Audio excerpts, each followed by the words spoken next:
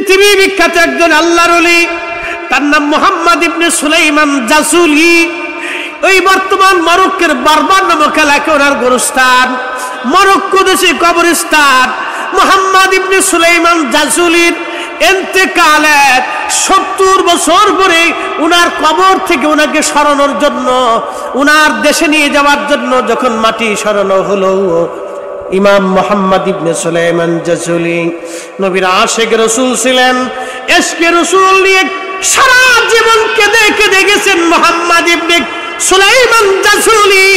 70 বছর পরে যখন কবরের মাটি সরানো হলো, 70 বছর পরে দেখা যায় ওনার কবর মাটি তখনও কবর ওনাকে পচাই নাই, ওনার কাফনের কাপড় নষ্ট হয় নাই, ওনার ব্লাড সার্কুলেশন বন্ধ হয় নাই, ওনার একটা পশম পর্যন্ত খসে যায় নাই, ওনার ত্বকের লাবণ্যতা নষ্ট হয় নাই, চেহারার সৌন্দর্য নষ্ট হয় নাই। একসাথে জোরে বলা যাবে কি ইয়া রাসূলুল্লাহ। যেই সন্তানের জন্য আপনি যেই দুনিয়ার জন্য ব্যবসা সকাল থেকে শুরু করেছেন, এসা পর্যন্ত করলেন, রাত 10টা বেজে গেল, জোহর চলে গেল, আপনার আসর চলে গেল, মাগরিব চলে গেল, এশা চলে গেল, ফজর চলে গেল, কত নামাজ আপনি ছেড়ে দিলেন।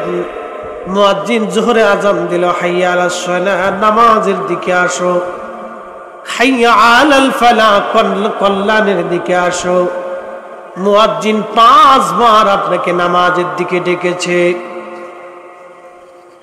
কিন্তু আপনি নামাজ পড়েন নাই। ওই ব্যবসার কথা চিন্তা করে দোকানে বসে গেলেন, দোকানের ঝাপ তখনও বন্ধ করেন নাই, মাঠের মধ্যে কাজ তখনও করেন, ধান নষ্ট হয়ে যাবে। আপনি চাকরি তখনও অফিসে করেন, নামাজে আসেন নাই। আহা, যে সন্তান আর সম্পদের চিন্তা করে আপনি নামাজ ছেড়ে দিলেন, রোজা ছেড়ে দিলেন, জিকির ছেড়ে দিলেন, সন্তান আর সম্পদের মোহে পড়ে দুনিয়ার জীবনের অনেক নামাজের রক্ত আপনি কাজা করে ফেললেন। আচ্ছা, আপনারা বলেন, যে সন্তানের জন্য আপনি দোকান বন্ধ করেন নাই, নামাজ আপনি ছেড়ে দিলেন, আপনার ইন্তেকালের পরে দোকান বন্ধই থাকবে না, চালু হবে? চালু হয়ে যাবে। যেই ছেলের জন্য নামাজ ছেড়ে দিলেন, তাহলে লাভ হলো কার? যেই দোকানের জন্য আপনি রোজা ছেড়ে দিলেন, লাভ হলো কার? কোরআনে আল্লাহ পাক হুঁশিয়ার করে দিয়ে বলতেছেন, ইয়া আইয়ুহাল্লাযীনা আমানু লা তুলহিকুম আমওয়ালুকুম ওয়ালা আওলাদুকুম আন যিকরিল্লাহ।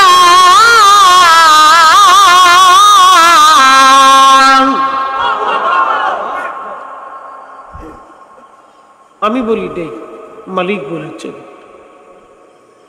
ইয়া আইয়ুহাল্লাযীনা আমানু,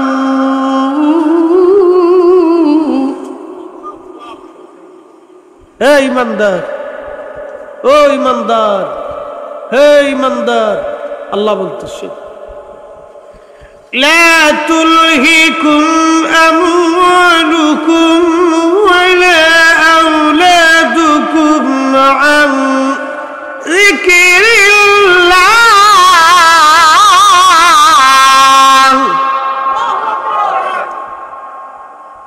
কথাগুলি কার? আল্লাহ। আল্লাহ রাব্বুল আলামিন বলেন, হে ঈমানদার, সম্পদের মোহে পড়ে, সন্তানের প্রেমে পড়ে, সম্পদের মোহে পড়ে, সন্তানের প্রেমে পড়ে, আমি আল্লাহ জিকির থেকে তুমি গাফিল হইও না। জিকরুল্লাহ, নামাজ আল্লাহ জিকির, কোরআন তেলাওয়াত আল্লাহ জিকির, রোজা আল্লাহর জিকির, হজ আল্লাহ জিকির, সাদকা আল্লাহর জিকির, মাহফিলে বসেছেন এটাও জিকির, নামাজের পরে দোয়া করেন এটাও জিকির, দুরূদ শরীফ তেলাওয়াত করেন এটাও জিকির, হালাল খাবার খান এটাও আল্লাহর জিকির, হারাম থেকে নিজেকে বর্জন করেন এটাও আল্লাহর জিকির। আল্লাহ পাক বলতেছেন, ও বান্দা, তুমি আমার জিকির থেকে নিজেকে গাফিল করিও না, মাহরুম করিও না। সন্তানের প্রেমে পড়ে, সম্পদের মোহে পড়ে তুমি আমি আল্লাহর জিকির থেকে নিজেকে গোটায়ও না। যদি করো, وَمَن يَفْعَلْ ذَلِكَ فَأُولَئِكَ هُمُ الْخَاسِرُونَ। তুমি ক্ষতিগ্রস্ত হবা, পথভ্রষ্ট হবা। হাজারের মুসলমান যদি আল্লাহ জিকির থেকে নিজেকে গুটান, মহা সর্বনাশ আপনার জীবনে হবে। বাজান, ছোট্ট করে বলে দিয়ে যায়, আজকে যদি মামলার আসামি হয়ে যান, পুলিশ আপনাকে ধরে নিয়ে গেল, আগামীকাল কোর্ট হবে, পরের দিন অথবা কোর্ট হবে, উকিল যাবে আপনার পক্ষে, আইনজীবী দাঁড়াবে, সমাজের চেয়ারম্যান, মেম্বার, এমপি, মন্ত্রী, মিনিস্টার, ওসি, ডিসি, এসপি, আত্মীয় স্বজন, উপপদস্থ কর্মকর্তা কেউ যদি আপনার থাকে আপনাকে সাহায্য করবে। বাংলাদেশের ম্যাজিস্ট্রেট কোর্টে মামলায় যদি আপনি হারেন, আপনার জন্য জজ কোর্টের দরজা খোলা। জজ কোর্টে যদি মামলায় হারেন, হাইকোর্টের দরজা খোলা। হাইকোর্টে মামলায় হারলে সুপ্রিম কোর্টের দরজাগুলি আপনার জন্য খোলা। সুপ্রিম কোর্টে যদি মামলায় হারেন, রাষ্ট্রপতির দরজা খোলা হবে। কিন্তু কিয়ামতের মাঠে, কবরের জিন্দেগিতে আল্লাহর মামলায় যদি আপনি হেরে যান, আপনার জন্য সব দরজা বন্ধ, একটা মাত্র দরওয়াজা খোলা থাকবে, সেটা আল্লাহর হাবিবের সুপারিশের দরওয়াজা। কি কথা বলেন, ঠিক কিনা? কয় দরজা? কয় দরজা খোলা থাকবে? উম্মত যদি রাসূলুল্লাহর দরজা থেকে বিতাড়িত হয়,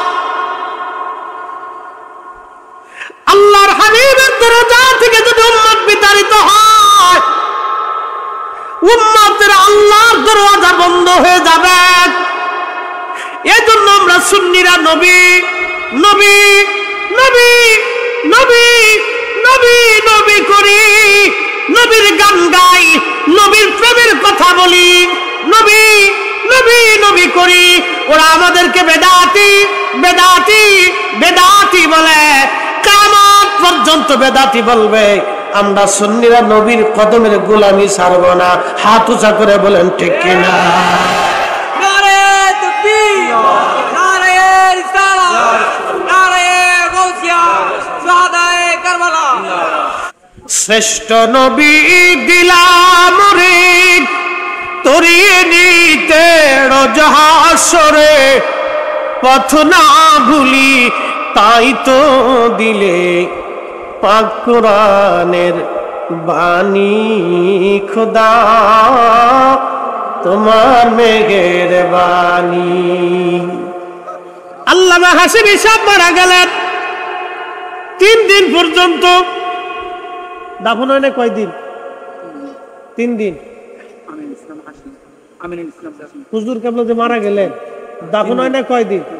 3 দিন পরে দাফন হয়েছে না? শরীরে গন্ধ হয়েছিল, ফসা লাগছিল? আল্লাহু আকবার জোরে বলেন তো। না হয় না? আরো জোরে, আরো জোরে।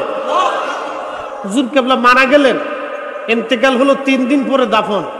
শরীরে পচন লাগছিল, গন্ধ হয়েছিল। বিজ্ঞানের সূত্র কি জানেন?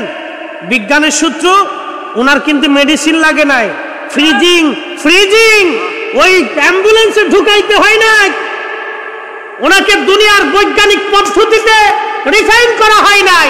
আর এসকে রাসূল, আল্লাহর ওলিরা, আশিকে রাসূল মারা গেলে তাদের দেহ পচে না, মাটিতে খায় না, পোকায় ধরে না। যতদিন ইচ্ছা রাখতে বলছিল। অ্যাটেনশন, বিজ্ঞানের সূত্র, মানুষ ইন্তেকালের পরে 24 ঘন্টা পরে তার শরীরের পায়খানা রাস্তা দিয়ে পোকা বের হয়। 24 ঘন্টা পর, 3 দিন 72 ঘন্টা পার হয়েছে। বুঝে যাবে মুসলমান,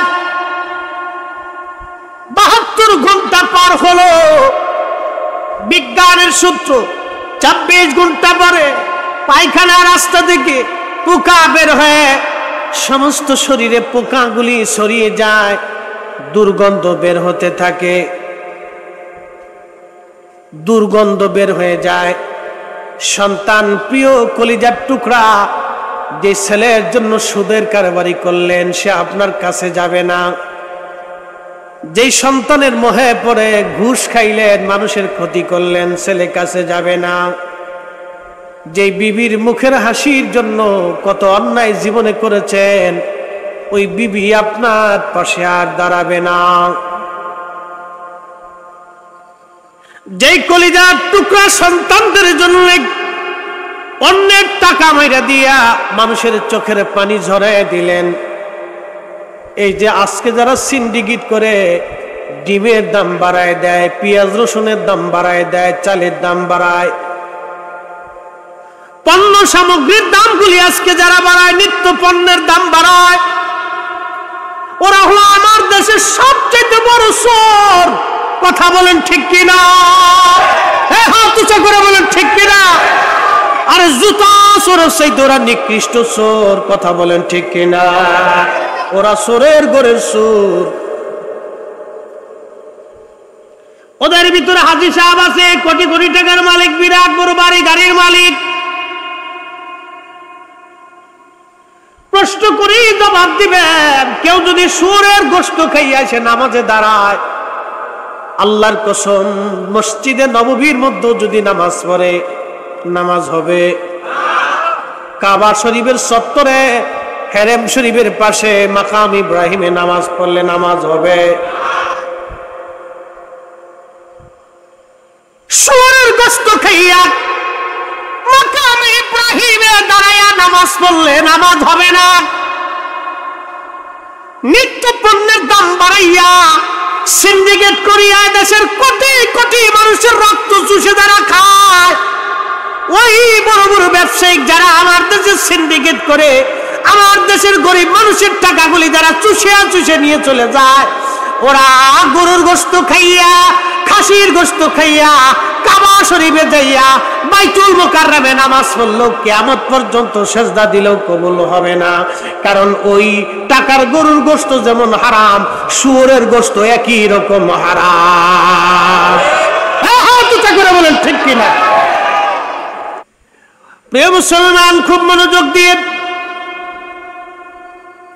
মেহেশ্বরের মাঠে নবীজি বললেন, উম্মতেরা তোমরা জানো কে কিয়ামতের ময়দানে ধনী হবে আর গরিব হবে? সাহাবীরা বললেন, ইয়া রাসূলুল্লাহ, আল্লাহু ওয়া রাসূলুহু আলাম, আল্লাহ এবং আল্লাহর নবী ভালো জানে। নবীজি বললেন, সাহাবীরা রে, কিয়ামতের মাঠে ওই ব্যক্তিটা ধনী হবে। দুনিয়া থেকে সে যখন কবরে চলে যাবে, হাসরের ময়দানে দাঁড়ায় যাবে। দাঁড়িয়ে যাওয়ার পরে সে দেখবে তার সামনে পাহাড় পাহাড় পরিমাণ শুধু নেকি আর নেকি। জিজ্ঞেস করবে, হে রব, মালিকুল মুলক, মালিক ইয়াউমিদ্দিন, হে মালিক, আমি বান্দা দুনিয়ার থেকে কবরে আসছি, হাসরের ময়দানে দাঁড়াইলাম, এত নেকি তুমি আমার সামনে জমা করছো আল্লাহ, এত নেকি তো আমি জীবনে কোনোদিন করি নাই, আমার জানা মতে এত নেকি হওয়ার কথা না, আল্লাহ এত নেকি তুমি আমারে কেন দিলাম? আল্লাহ ডাক দিবে, বান্দা তুমি এত নেকি করো নাই ঠিক আছে, কিন্তু তোমার ইন্তেকালের পরে তোমার আওলাদ আও ওয়ালাদিন সলিহিন ইয়াদউ লাহু, নেক সন্তানরা তোমার জন্য দোয়া করেছিল, তোমার আত্মীয় স্বজনরা দোয়া করেছিল, তোমার প্রিয়জন শুভাকাঙ্ক্ষীরা তোমার জন্য দোয়া করেছিল, তোমার জন্য কোরআন পড়েছিল, কালেমা পড়েছিল, তোমার কবর জিয়ারত করেছিল, তোমার জন্য প্রত্যেক নামাজের পরে তারা দোয়া রেখেছিল। আমি আল্লাহ দয়া করে এই দোয়াগুলিকে, এই নেকিগুলিকে আমি আল্লাহ বহু গুণে বাড়াইয়া আজকে পাহাড় পরিমাণ তোমাকে বাড়ায় দিয়েছি। একবার জোরে বলা যাবে কি সুবহানাল্লাহ? আল্লাহ নবী বলেন, সাহাবীরা এই লোক তো ধনী, কিয়ামতের মাঠের ধনী। আল্লাহ নবী ডাক দিলেন, সাহাবীরা কিয়ামতের মাঠে ওই লোকটা সবচাইতে দরিদ্র হবে। কিয়ামতের মাঠে অনেক নেকি নিয়ে হাসরের ময়দানে উঠলো, কিন্তু তার এত পরিমাণে পাওনাদার আসবে। পাওনাদার আসার কারণে ফেরেশতারা বলবে, হে রব, আল্লাহর বান্দা, তোমার বান্দা অনেক নেকি নিয়ে আসছে, কিন্তু অনেক পাওনাদার, লাখে লাখে পাওনাদার তার পাওনার মামলা নিয়ে আসছে। আল্লাহ, এখন আমরা কি করব? আমার মালিক আল্লাহ বলবেন, তার নেকি থেকে পাওনাগুলি বুঝিয়ে দাও। নেকি থেকে পাওনা বুঝিয়ে দিতে দিতে দিতে দিতে দিতে দিতে এই লোকের নেকিগুলি শেষ হয়ে যাবে। ফেরেশতারা আবার যে বলবে, হে রব্বে করিম, লোকটার মামলা শেষ হয় নাই, কিন্তু পাওনাদার এখনো আছে, কিন্তু নেকি শেষ হয়ে গেছে। আল্লাহ রাব্বুল আলামিন বলবেন, পাওনাদারদের গুনাহগুলি তার আমলনামায় ছড়ায় দাও। এই জন্য সরকারি সম্পদ যারা চুরি করে খায়, জনগণের টাকা যারা চুরি করে খায়, হক যারা মেরে খায়, কিয়ামতের ময়দানে একজনের মামলা হবে না, 18 কোটি মানুষ মামলা করবে সেই দিন। কথা বলেন ঠিক কিনা? এই জন্য খলিফা ওমর খালি ডরাইতেন যে আমি কখনই মহা দায়িত্ব থেকে নিজেকে নিষ্কৃতি দেব। হযরত উসমান থরথর করে কাঁপতেন। আবু বকর সিদ্দিক রাদিয়াল্লাহু আনহুর জীবনীর ভিতরে আসছে, ওনার বাড়িতে মেহমান আসছে, তো বাতি জ্বলতেছে, বাতির চেরাগ,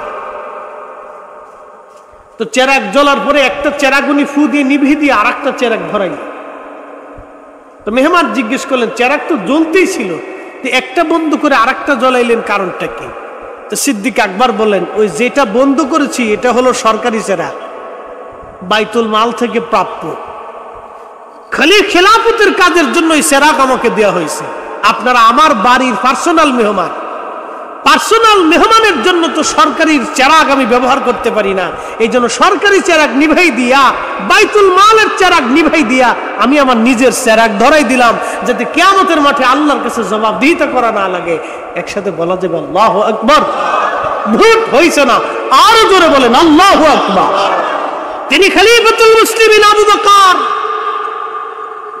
এই জন্য রাসূল করিম বলতেন, ফাআলাইকুম বিসুন্নতি ওয়া সুন্নাতিল খুলাফাইর রাশিদিন আল মাহদিন, তোমরা আমি রাসূলের সুন্নাহ মানবে, আমি নবীর পরে খুলাফায়ে রাশিদিনের সুন্নাহ মেনে চলবে।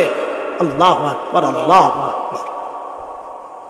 আমরা সেই উম্মত, আমরা সেই উম্মত মসজিদে জুতা চুরি করি, কি কথা কর নাকি? আমরা সেই উম্মত মসজিদের জুতা চুরি করি, আমরা সেই উম্মত এই তাবারুকে এক টুকরার বাদ দিয়ে 6 টুকরা ধরে চিন্তা করি। মনে কিছু নিয়েন না, আমরা সে তো উম্মত। বাবা মুসলমান, খুব মনোযোগ দিয়ে শুনিয়া যান। হযরত আবু বকরের গল্প কি বললে যে আপনি বুঝবেন। আমার সমাজে যে যুবকরা নেশা করেন, নেশা যারা করেন, আমি তাদেরকে বলতেছি একটা ঘটনা শোনাই। ও যুবক, আপনি তো নেশা করেন, নেশায় আকৃষ্ট হয়ে গেছেন, আজ আপনাকে দুটি কথা শোনাই দিয়ে যাই। প্রত্যেকটা নেশাই হারাম। প্রত্যেকটা নেশা কি? জোরে বলেন, আরো জোরে বলেন। ওই হারাম যদি আপনার শরীরের রক্তের সাথে মিশে যায়, আপনার রক্ত নাপাক, আল্লাহর নবী বললেন, হারামের রক্ত দিয়ে যে শরীর গঠিত হয়, ওই শরীর আল্লাহ জান্নাতে যাবে না, জান্নাতে যাবে না, জান্নাতে যাবে না, জান্নাতে যাবে না। যে হারাম দিয়ে শরীর গঠিত হয়, ওই শরীর কখনো জান্নাতে যাবে না। হযরত আবু বকর সিদ্দিক রাদিয়াল্লাহু আনহুর জমানায় ওনার একজন গোলাম ওনার জন্য প্রত্যেক দিন খাবার রেডি করে দিতেন। তো প্রত্যেক দিন গোলামকে জিজ্ঞেস করে, গোলাম খাবার কোথা থেকে আনছো? গোলাম বিভিন্ন কথা বলেন, সঠিক সঠিক তথ্য দিয়ে মনিবের জন্য খাবার এনে দেন। হযরত আবু বকর দেখলেন খাবারের মধ্যে কোনো ঝামেলা নাই, কিন্তু একদিন তিনি খাইতে বসেছেন। হযরত আবু বকর খাইতে বসার পরে গোলামকে বললেন, গোলাম তুমি আমার জন্য খাবার নিয়ে আসো।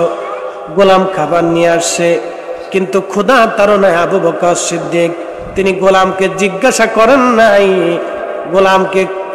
করেন নাই তুমি খাবার কোথা থেকে আনছো। ক্ষুধার কারণে আবু বকর সিদ্দিক খাবার খেয়ে ফেললেন। খাবার খাওয়া শেষ হয়ে যাওয়ার পরে গোলামকে বললেন, গোলাম রে, খাবার কোথা থেকে তুমি আনছো বলো। গোলাম ডাক দিয়ে বললেন, আমিরুল মুমিনিন, খাবার আমি আনছি, আমি গণকের কাছ থেকে আপনার জন্য খাবার নিয়ে আসি। অমুক গণক। গণক বুঝেননি আপনারা? যারা গণনা করে, ভাগ্য গণনা করে, হাতের রাশি দেখে ভাগ্য গণনা করে। গণকের বাড়ি খাওয়া হারাম। কুত্তার বিষ্ঠা যেমন হারাম, গণকের বাড়ির খাবার খাওয়া এরকম হারাম। কুকুরের বিষ্ঠা বুঝছেন? কুকুর খাবার খাওয়ার পরে বমি করে যে খাবার ফেলে দেয়, এটিকে বলা হয় বিষ্ঠা। এই কুকুরের খাবার যেমন হারাম, গণকের বাড়ি খাবার খাওয়া এরকম হারাম। খালি ওয়াজ শুনে গেলে হবে না, মাসালা বুঝে যেত। হযরত আবু বকর সিদ্দিক রাদিয়াল্লাহু আনহু পেরেশান হয়ে গেলেন।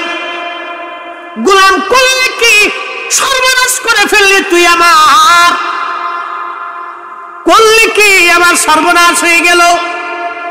এই খাবার হয় বমি করে ফেলে দিতে হবে, আর না হয় এই খাবার হজম হওয়ার আগে আমি আবু বকরকে মরে যেতে হবে। হয় খাবার বমি করে ফেলতে হবে, না হয় মরে যাওয়া লাগবে। হযরত আবু বকর আঙ্গুলগুলি গলার ভিতর দিয়ে, মুখের মধ্য দিয়ে গলার মধ্যে ঢুকাই দিলেন। বমি করতে চেষ্টা করতেছিলেন, কিন্তু বমি আসে না। বারে বারে আবু বকর বমি করার জন্য চেষ্টা করে, কিন্তু বমি আসে না। সাহাবীরা বলল, আমিরুল মুমিনিন, আপনি তো মরে যাবেন, এইভাবে তো আপনি বাঁচবেন না। হযরত আবু বকর ডাক দিয়ে বললেন, সাহাবীরা রে, হয় আমাকে মরে যাওয়া লাগবে খাবার হজম হওয়ার আগে, আর না হয় খাবার বমি করে ফেলে দেওয়া লাগবে। এই খাবার যদি আবু বকরের পেটে হজম হয়, আবু বকরের জিন্দেগি বরবাদ, আবু বকরের জীবন বরবাদ, আবু বকরের জীবন বরবাদ হয়ে যাবে। আল্লাহু আকবার, আল্লাহু আকবার। আল্লাহকে তারা কিভাবে ভয় করতেন। হে যুবক, তুমি তো নেশা করতেছো, ইয়াবার ট্যাবলেট খাইতেছো, মদ খাইতেছো, বিয়ার খাইতেছো, এই তোমার যা মন চায় বাস মুখের মধ্যে ঢুকাই দিচ্ছে, তুমি খাচ্ছ। আর ভাবতেছো একবারে বেহেশত বাপ দাদের কালের বুদ্ধারি সম্পত্তি, ভাবতেছো তুমি কিয়ামত পর্যন্ত বেঁচে থাকবা নাকি। ইন্নামাল মুমিনুনা আল্লাযীনা ইযা যুকিরাল্লাহু ওয়াজিলাত কুলুবুহুম ওয়া ইযা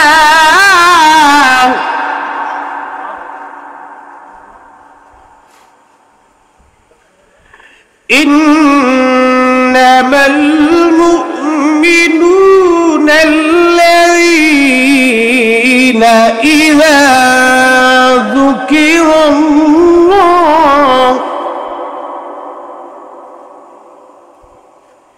আল্লাহ কোরআনে বললেন, নিশ্চয়ই তারাই মুমিন, তারা মুমিন যাদের স্মরণে আল্লাহর স্মরণ আসার সঙ্গে সঙ্গে তাদের অন্তর আল্লাহর ভয়ে থরথর থরথর করে কাঁপতে থাকে। হযরত আবু বকর ভয় হয়, আল্লাহ, আমি আবু বকর হারাম খেয়ে ফেলে দিয়েছি, এখন যদি আমি মারা যাই, আমি আবু বকরের জীবন বরবাদ। সাহাবীরা, আমি আবু বকর হয় মরে যেতে হবে, আর নয় খাবার বমি করে ফেলে দিতে হবে। গলার মধ্যে আঙ্গুল ঢুকি বারবার আবু বকর চেষ্টা করে। মারহাবা বলবেন না আরো জোরে বলবেন? মারহাবা। মুসলমান হলে আমাকে এইরকম মুসলমান হতে হবে। কথা বলেন ঠিক কিনা? আপনি যে পীরের মুরিদ হন, যে দলের অনুসারী হন, মুসলমান হিসেবে, নবীর উম্মত হিসেবে, খোলাফায়ে রাশিদিন সাহাবে আজমাইনের চরিত্র নিজেকে নিতে হবে।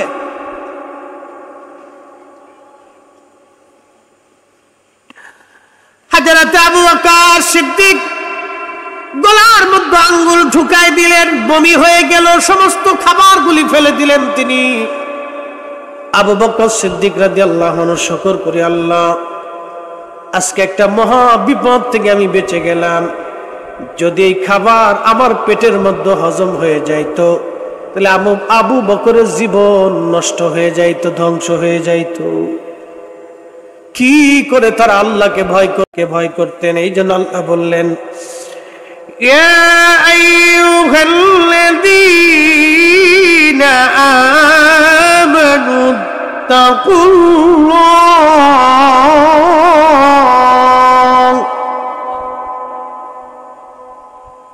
হে ঈমানদার আমি আল্লাহকে ভয় করো।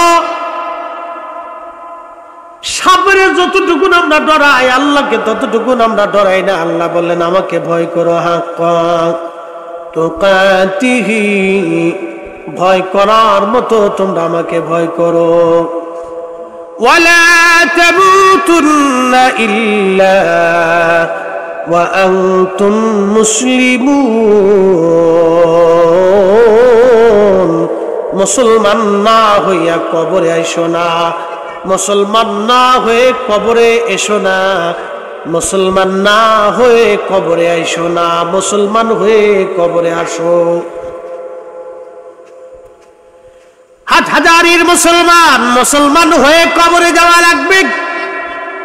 লা তামুতুন্না, কবরে আইসো না, মরণ যাতে তোমার না হয়, ইল্লা ওয়া আনতুম মুসলিমুন, মুসলমান না হয়ে কবরে এসো না, মুসলমান হয়ে কবরে আসো। মুসলমান মুসলমান মুসলমান মুসলমান হয়ে কবরে আসো মুসলমান।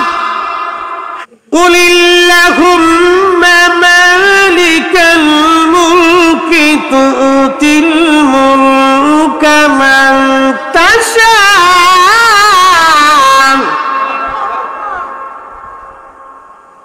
কোরআন কার বাণী? জোরে বলতে হবে, কোরআন কার বাণী? আল্লাহর বাণী। কুলিল্লাহুম্মা মালিকাল মুলকি তুতিল মুলকা মান তাশা। ও নবী, আপনি আমার বান্দাদেরকে বলেন আমি মালিক, আমি আল্লাহ, সমস্ত রাজত্বের মালিক। আমি যাকে খুশি তাকে রাজত্ব দেই, যার কাছ থেকে খুশি আমি আল্লাহ রাজত্ব চিনাই নেই। মালিককে আল্লাহ, আল্লাহ আল্লাহ। প্রিয় হাটহাজারীর মুসলমান, 400 বছর ধরে আমার মালিক আল্লাহ নমরুদকে 400 বছর ধরে জুতা দিয়ে পিটাইলেন। ফেরাউনকে আমার আল্লাহ চুবিয়ে চুবিয়ে পানির মধ্যে চুবিয়ে মারলেন। মুসলমান, পৃথিবীর ভিতরে বড় বড় রাজা ধীরাজ বাদশা যারা ছিলেন, আমার মালিক আমার আল্লাহ নির্মম ভাবে তাদেরকে মেরেছিলেন। চেঙ্গিস খান নিজের ক্ষমতা টিকানোর জন্য 2 কোটি মানুষের জীবন কেড়ে নিয়েছে।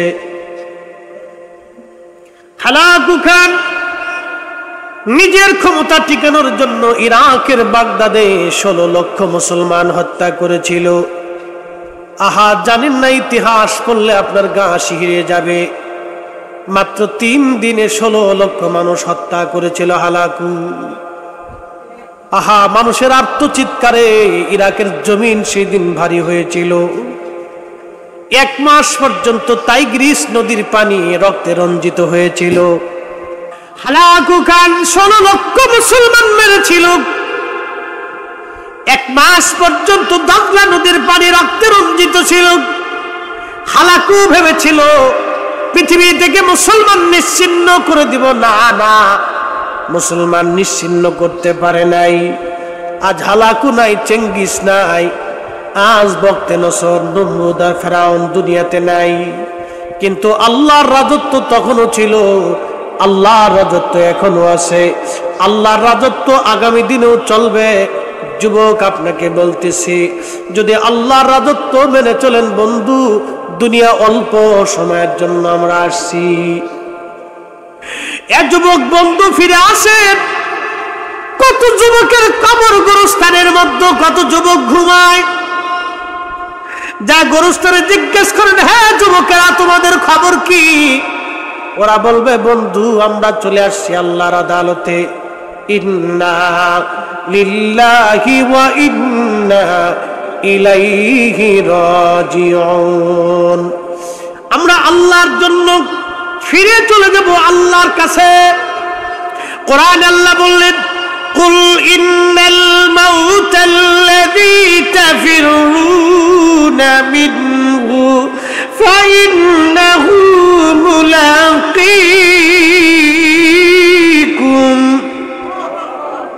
হুজুর আপনি বলে দেন, ও আমার বান্দা, ও আমার বান্দা, তুমি শুনিয়া রাখো, সপ্তম আসমান বলো, সপ্তম জমিন বলো, যেখানে লুকাও না কেন, মুলাকীকুম, মরণ তোমার সঙ্গে মোলাকাত করবে, মালাকুল মউত তোমার সঙ্গে দেখা করবে। এরপরে আল্লাহ বলতেছেন, সুম্মা তুরাদ্দুনা ইলা আলিমিল গায়বি ওয়াশ শাহাদাত। আল্লাহ বলেন, তুমি আমি মালিকের কাছে আসবে, তোমার প্রকাশ্য প্রকাশ্য গোপন আর ওপেন সবকিছু আমি আল্লাহ তোমাকে দেখায় দিব। ফাউনাব্বিউকুম বিমা কুনতুম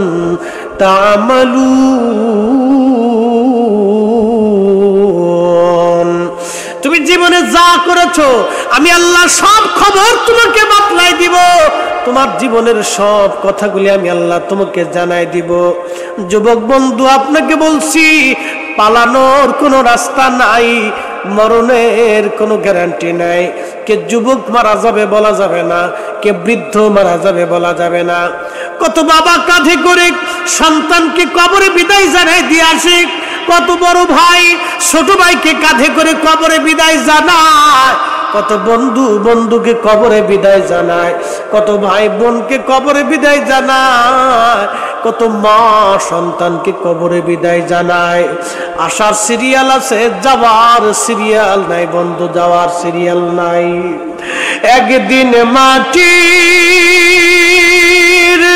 ভিতরে হবে ঘরে, মন আমার কেন বাঁধো দালান ঘর, মন আমার কেন বাঁধো দালান ঘর। এ যুবক, আপনাকে বলতেছি, ফিরে আসেন আপনি আল্লাহর হাবিবের রাস্তায়, ফিরে আসেন আপনি নবীদের সুন্নাহের রাস্তায়, ফিরে আসেন নবীর গোলামীর দিকে। কত রাহবার দিন সুন্নি উলামায়ে কেরাম, পীর মাশায়েখ, আল্লাহর ওলিরা নবীর কদমের গোলামি করে করে করে করে ওলি হয়ে কবরে চলে গেছে, ওলি হয়ে কবরে চলে গেছে, ওলি হয়ে তারা কবরে চলে গেছে, ওলি হয়ে তারা কবরে চলে গেছে। বন্ধু আসেন, ফিরে ফিরে আসেন, আপনাকে বলতেছি ফিরে আসেন, জিকিরের কাতারে চলে আসেন, আল্লাহর ইবাদতের কাতারে চলে আসেন, বাবা মার খেদমতের গোলাম হয়ে যান, বাবা মার মোহাব্বত করেন, বাবা মার খেদমত করেন, মুরব্বীর সম্মান করেন, মসজিদের প্রথম কাতারের মধ্যে দাঁড়ায় যান। বন্ধু আপনাকে বলছি হযরত আলী রাদিয়াল্লাহু আনহু 10 বছর বয়সে কালেমা পড়েছিলেন। তিনি জাহিলিয়াতের কোনো নাপাকুনাকে স্পর্শ করে নাই। হযরত আলী 10 বছর বয়সে কালেমা পড়েছেন, 10 বছর বয়স থেকে নামাজ শিখেছেন, এক ওয়াক্ত নামাজ কাজা হয় নাই, একটা মিথ্যা কোনোদিন বলে নাই, শরাবি খারাবি কোনোদিন তার জীবনে হয় নাই। একসাথে জোরে বলা যাবে কি আল্লাহু আকবার। তিনি হযরত আলী রাদিয়াল্লাহু আনহু সবার কম বয়সে কালেমা পড়েছিলেন, তিনি 10 বছর বয়সে কালেমা নসিব হয়েছিল। আপনাকে বলছি ফিরে আসেন আল্লাহর পথে, অতএব আর না, ফিরে আসেন নবীর গোলামির পথে। আল্লাহ প্রত্যেকটা যুবককে কবুল করুন, আওয়াজ তুলে জোরে বলেন আমিন।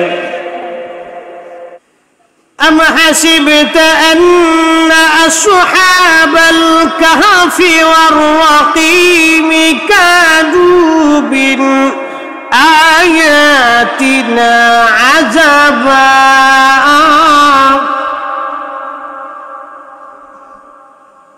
এই আয়াত আয়াত নাজিল হলো। আসহাবে কাহাফ কতই না আশ্চর্য নিদর্শনাবলীর মধ্যে নিদর্শন। আল্লাহ আসহাবে কাহাফকে আশ্চর্য নিদর্শন বলেছেন, কারণ অলি কুত্তায় অলি ভালোবাসছিল, কুকুরে অলি ভালোবাসা জান্নাতি হয়ে গেছে। এই ঘটনাকে আল্লাহ আশ্চর্য বলেছে। একসাথে বলবেন মারহাবা। আচ্ছা, আপনাদের দেশে একটা প্রাণী আছে, মাঝে মধ্যে আমি ওয়াজে বলি, এটার নাম হচ্ছে, আমাদের দেশে বলে গিরগিটি, রক্ত চুষা। এটা আপনাদের দেশে কি বলে? লফিনি। এই লফিনি প্রাণীটা আল্লাহ রসুল সহিহ বুখারী, ইবনু মাজাহ, সুনানুত তিরমিজি, আবু দাউদের মধ্যে লেখছে।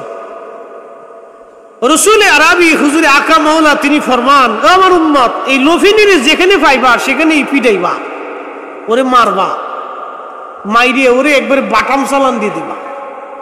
মারহাবা বলবেন? এই বড় বড় হুজুর একটু শুনেন, মুসল্লি খুব কড়া মুসল্লি। আপনাদের চট্টগ্রামের একটা দিক খুব ভালো, সিলেট এবং চট্টগ্রাম ডিভিশন, এই দুইটা ডিভিশনের প্রশংসা আমি করি। এই যুবকরা মাহফিল করে, যুবকরা মাহফিলে বসে, বাচ্চারাও মাহফিলে বসে, আর মুরব্বীরা সব এই আপনার রিটায়ার্ড পার্সন। এরা দুই পাশ দিয়ে চুপচাপ বসে থাকে, এরা ওয়াজ নসিহত এসে শুনে আলহামদুলিল্লাহ সে কথা বলতেছে, সাজায় মাহফিল যুবকরা, পরিশ্রম করে যুবকরা। একসাথে বলবেন না মারহাবা।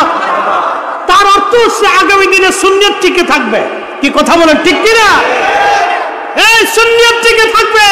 এই বাচ্চারা যুবকরা যতদিন সুন্নিয়তের মাথার পতাকা ধরবে, আল্লাহর রাসূলের গোলামি করবে, তার মানে সুন্নিয়ত আগামী দিনে সুন্নিয়ত হারাবে না, আগামী দিনে সুন্নিয়ত জমিনে টিকে থাকবে। কথা বলে ঠিক কিনা?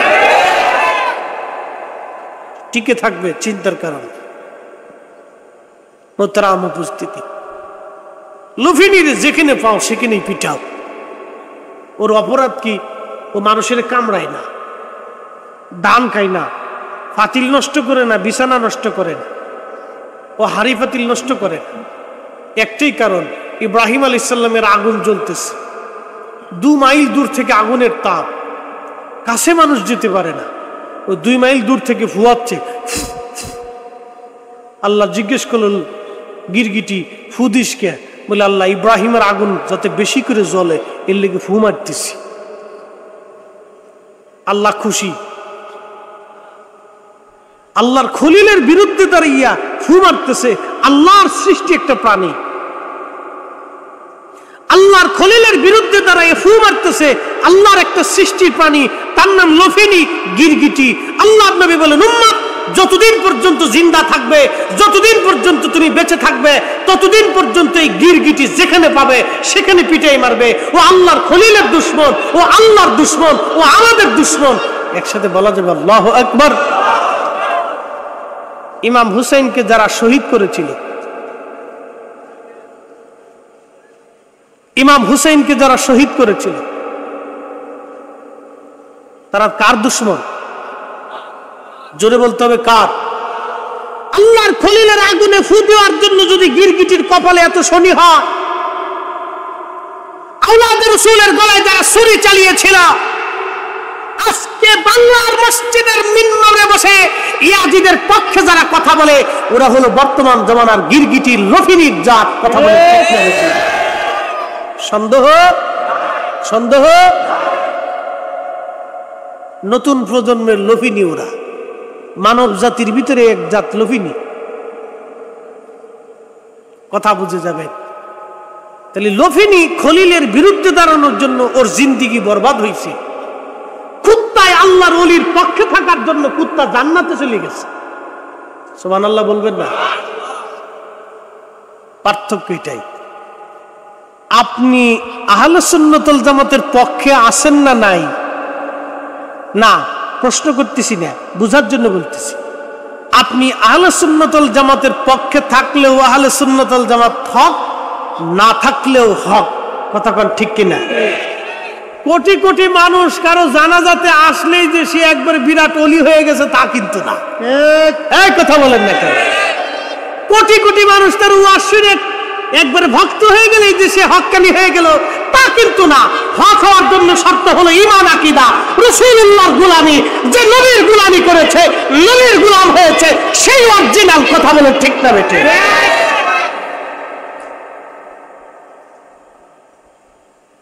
একবারে বিরাট বড় মুফাসসিরে কোরআন এই সেই আতা সাতা খাতা বহুত কিছু লিখে লেই সে দুনিয়া উদ্ধার করে ফেলেছে। লাভ হবে না বাপ। বলেছিলাম 24 ঘন্টা পরে শরীরের পায়খানা রাস্তা দিয়ে পোকা বের হয়। আল্লামা হাশিমি হুজুর ইন্তেকালের 3 দিন পরেও শরীর থেকে গন্ধ বের হয় নাই। একসাথে বলা যাবে না মারহাবা? হ্যাঁ, বুঝে তারপরে যাবে। হক বেহক তো বুঝার দরকার, হক বাতিল তো বুঝার দরকার, বুঝে যাওয়াটা জরুরি। কেন পোকা বের হলো না, গন্ধ হলো না, কারণটা কি? আল্লাহ কোরআন বলতেছে, ইয়া আইয়াতুহান নাফসুল মুতমাইন্নাতু ইরজিই ইলা রাব্বিকি রাদিয়াতাম মারদিয়া।